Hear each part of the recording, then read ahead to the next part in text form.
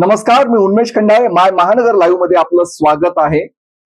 मराठवाड्यातील शिवसेना ठाकरे गटात नेमकं काय सुरू आहे असा प्रश्न सध्या पडतोय. मराठवाड्यातील शिवसेना ठाकरे गटाला गळती लागलेली आहे. त्यासोबतच शिवसेना ठाकरे गटातील चंद्रकांत खैरे आणि अंबादास दानवे या दोन गटांमध्ये सध्या सुंदोप सुंदी सुरू असल्याचं समोर येत आहे.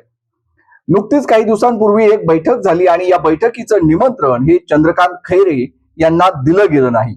ते या बैठकीला गैरहजर होते आणि त्यानंतर त्यांनी थेट अंबादास दानवे यांच्यावरती ते काड्या करत असल्याचा आरोप केला. त्यासोबतच अंबादास दानवे यांच्याकडून डावललं जात असल्याचं देखील चंद्रकांत खैरे यांनी म्हटलेलं आहे. यानंतर खैरे हे थेट मुंबईत मातोश्रीवर दाखल झाले. मातोश्रीमध्ये त्यांनी उद्धव ठाकरे यांची भेट घेतली आणि या भेटीनंतर जेव्हा खैरे बाहेर आले तेव्हा ते माध्यमांशी बोलताना म्हणाले की आप सब कुछ ओके आहे.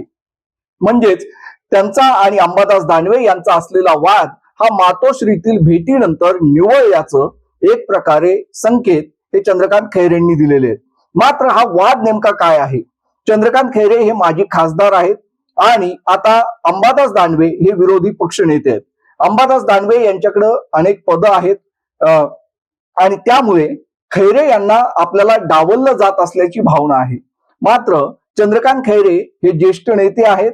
त्यांनी महाराष्ट्रामध्ये मराठवाड्यामध्ये शिवसेना रुजवली, वाढवली हे कायम अंबादास दानवे हे म्हणत असतात आणि जेव्हा केव्हा पक्षाचे कार्यक्रम असतात त्या कार्यक्रमांना खैरेंना बोलवलं जातं, त्यांना निमंत्रण दिलं जातं असं देखील अंबादास दानवे यांनी म्हटलेलं आहे. मात्र गेल्या काही दिवसांमध्ये खैरे यांनी दुसऱ्यांदा ही तक्रार केलेली आहे की त्यांना डावललं जातंय. मात्र आज मातोश्रीतील भेटीनंतर त्यांचा हा संताप जो आहे तो निवळलेला दिसलेला आहे. आता सगळं काही ओके असल्याचं त्यांनी म्हटलंय. त्यासोबतच अंबादास दानवे यांच्या सोबत गळाभेट देखील घेणार असं देखील खैरेंनी म्हटलेलं आहे. येत्या काळात मराठवाड्यात पाणी टंचाईवरून शिवसेना आक्रमक होणार आहे याचे संकेत हे खैरे यांनी आज मातोश्री बाहेर बोलताना दिलेले आहेत.